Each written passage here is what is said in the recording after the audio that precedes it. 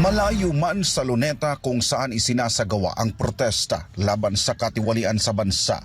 Pero ganito kahigpit ang seguridad ng mga kapulisan sa main gate ng Menjola na malapit sa palasyo ng Malacanang. Dalawang hilera ng concrete barriers, may container vans rin at nagkalat na razor wires. Malayo ito sa nakasanayang barbed wires na ginagamit sa mga regular na pangharang laban sa mga rallyista tuwing may mga regular na pagtitipon o mga pagkilos laban sa pamahalaan.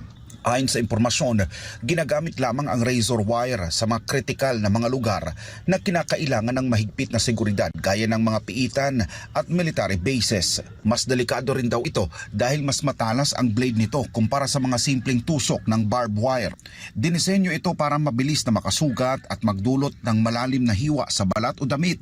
Ibig sabihin, mas mataas ang panganib o pinsala nito sa publiko.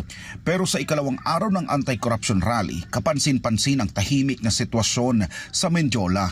Walang masyadong paggalaw, halos sarado rin ang mga establishmento at limitado ang galaw ng transportasyon sa lugar. Pero ayon sa paliwanag ni Interior Secretary John Vic Remulla, wala naman daw masama sa nasabing paghihigpit sa seguridad lalo na sa bisinidad ng Malacanang. Suportado anya nila ang mapayapang pagtitipon na ipinapakita ng Iglesia ni Cristo na kinukundina ang malawakang katiwalian sa ilalim ng Marcos Jr. administration. Sa katunayan, kaisa raw sila sa paghahanap ng hustisya sa nangyayaring korupsyon sa bansa, ngunit huwag lang daw ito mauwi sa destabilisasyon laban sa administrasyon. Tuwing may nag-iipon ng tao ng ganyan, it is normal na ang security protocol ng Malacanang is at high alert.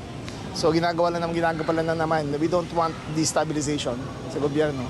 We are all for calling for a peaceful, yung matiwasay na rally para maghanap lang ng katotohanan at justisya.